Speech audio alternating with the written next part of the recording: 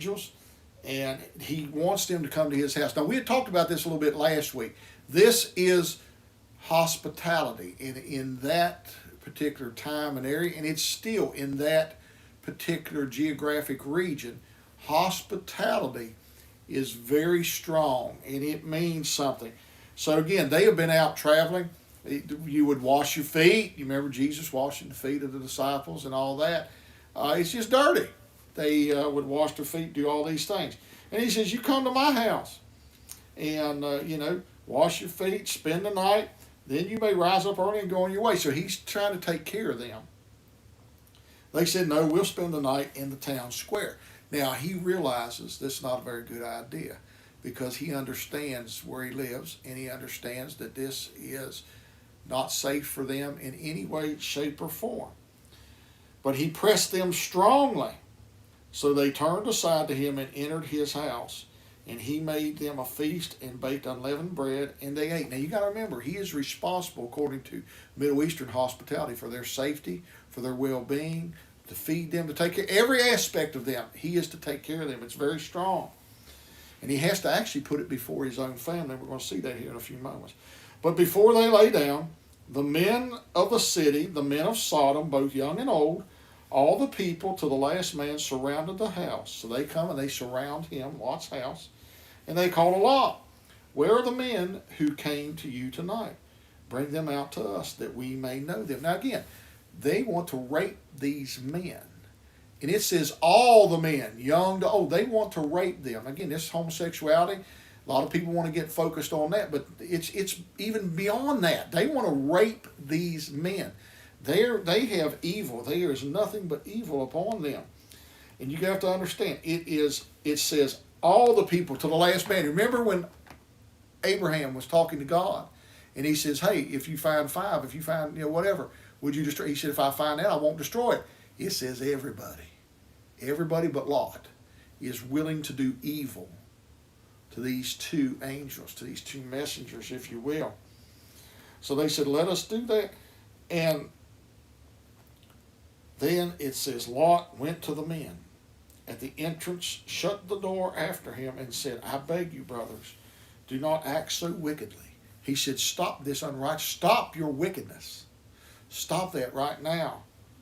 And then here's something a lot of people in our day and time have a problem with. Behold, I have two daughters who have not known any man. So these are two virgin daughters. Let me bring them out to you and do to them as you please. So again, everybody wants to get caught up on the homosexuality, and that is an issue here. But they want to rape the bit. But here, Lot seems to know they don't care. They're just wicked. They are evil people. And he said, now here's the thing, a lot of people, well, wait a minute, if Lot's so righteous, why would he send his virgin daughters, young daughters out for these men to manhandle and rape them and to maybe kill them or worse, whatever? You have to understand. No, this actually, in that day and time, was the righteous thing to do because what he said, you're under my protection. The hospitality was so strong that he said, I'll give you my daughters because I'm to take care of these men before I even do my own family. Again, it doesn't register for us in modern day times. We think this is evil. But you have to understand, we have to look at things through the eyes of Lot, through the eyes of his society, through the way things worked. And that's the way it was. Only do nothing to these men, for they have come under the shelter of my roof. Again, hospitality. They're under my protection. I've got to protect them. But they said, stand back. And they said, this fellow came to sojourn, and he has become the judge. Now we will deal worse with you than with them. They're saying, we're going to do worse to you than we would have done to those men now. Then they pressed hard against. So they're trying to harm Lot. Now they're going to rape, kill, whatever they're going to do to Lot. And drew near to break the door down. They're getting ready to break the door down with him standing in the door. But the men, these two angels, reached out their hands and brought Lot into the house with them and shut the door.